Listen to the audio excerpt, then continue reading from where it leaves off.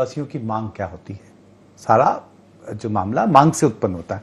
वो जल, जंगल और जमीन की बात करने वाले व्यक्ति, हम जल और जंगल और जमीन तो उनको दे नहीं पा रहे हैं और हमने कहा कि हम उनके लिए अलग इस तरह की व्यवस्थाएं करेंगे।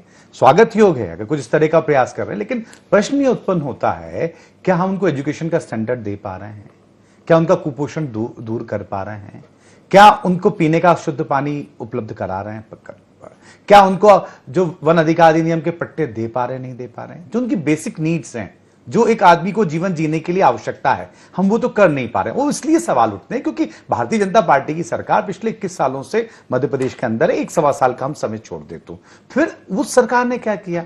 और कोई बेगा, सहरिया या भारिया कोई आज विलुप्त की कागार पे नहीं, ये तो कई दिनों से हैं। उनके उत्थान के लिए कई पैसे लगे हैं, कई राशियां का आवंटन हुआ है, लेकिन उनका उपयोग किस तरीके से हुआ ये वो पोल खुलती नजर आती है कि नहीं उनके लिए हम अलग से कुछ करना पड़ेगा। अलग से तो बहुत दिनों से कर रहे हैं, कोई फर्स्ट टाइम तो इस तरह की घोषणा हुई नहीं है। हमें यह भी देखना पड़ेगा कि जो बजट आवंटित होता है अनुसूचित जाति विभाग के लिए बजट सत्र में कितना लैप्स हो जाता है, क्यों उनका उपयोग नहीं हो पाता। अभी आप ही आपकी रिपोर्ट में कह रहे थे कि पुलिस बल में बहुत से ट्राइबल जो लोग हैं उनके लिए जो पद हैं वो आज भी खाली हैं, हम उनको भर तो पा नहीं रहे हैं, उस और तो कदम उठा नहीं रहे हैं, हम नई चीज लेकर आए। इसलिए ये शब्द शगुफा का आया, इसलिए आया। कोई ये बात नहीं कि सरकार के हर कदम पर विपक्ष सवाल उठाए या उसको नकारात्मकता मिले, वो विषय नहीं है। लेकिन उसमें यह भी तो देखें कि जो आपका दायित्व था वो आपने पूरा नहीं किया, आप नई चीज आप लेकर आए, हम ये सब चीजें करेंगे। मेरा तो ये निवेदन है आपके चैनल के माध्यम से मोहन यादव जी से और सरकार से कि जो उनकी बेसिक नीड्स हैं हम कम से कम उनको पूर्ति करें,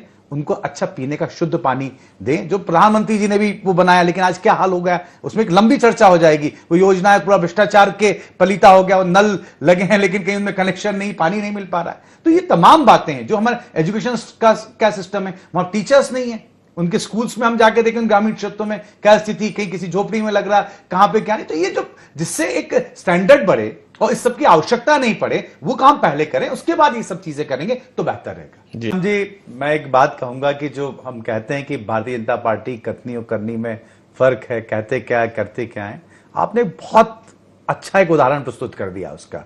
आप कहते कांग्रेस भ्रम फैला रही, और आप खुद ने जो भी बयान दिया कि राहुल गांधी आरक्षण के विरोध में, इससे बड़ा भ्रम कोई और हो नहीं सकता।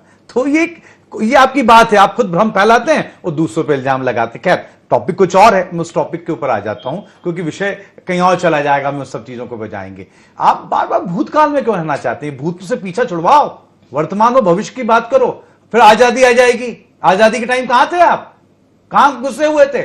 नहीं, वो बात नहीं करेंगे। इनकी सरकार थी जब क्या किया, खाने को अन्न नहीं मिलता था इस देश के अंदर, बाहर से आयात किया जाता था। आप जो पढ़ लिख के बोल रहे हैं अभी इसी के कारण हुए हैं। तो ये बातें हम करेंगे तो विषय कहीं और चला जाएगा। आज हम ट्राइबल लोगों की बात कर रहे हैं, उनके मूलभूत अधिकारों की बात कर रहे हैं, किस तरीके से वंचित है। मैं एक नवीन जी छोटा सा उदाहरण देना चाहूंगा बहुत जल्दी, क्योंकि समय की अपनी मर्यादा है। एक बार मैं एक वन अधिकारी बड़े से मिलने गया, उन्होंने कहा कि अगर जंगल को जंगल के हाल में हम रहने देंगे तो जंगल सुरक्षित हो जाएगा, और जब उसके अंदर इंटरफेरेंस होता है तो कहीं ना कहीं वो दूषित हो जाता है और जंगल नष्ट हो रहा है, और कई पौधे लगाएंगे तो ये सही नहीं होगा। इसी तरीके से जो जनजातीय लोग हैं उनको हम उनके हाल पे छोड़कर उनको हम क्या दे सकते हैं, उनकी मांग क्या है, उनके अनुरूप अगर काम करेंगे तो उनका डेवलपमेंट होगा। हम थोपेंगे, और क्या उनकी मांग आई, उनने कुछ उस तरह की बात कही, तो वो समझना होगा, उस मानसिकता से हमें काम करना पड़ेगा। हमारा सबका मध्य प्रदेश है, और इस बात में भी कोई वो बात नहीं कि वो मूल निवासी हैं। हम लोग तो कहीं ना कहीं अलग प्रांतों से आकर मध्य प्रदेश में रहे। भोपाल का संचालन एक आदिवासी महिला करती थी, आदिवासी रानी करती थी,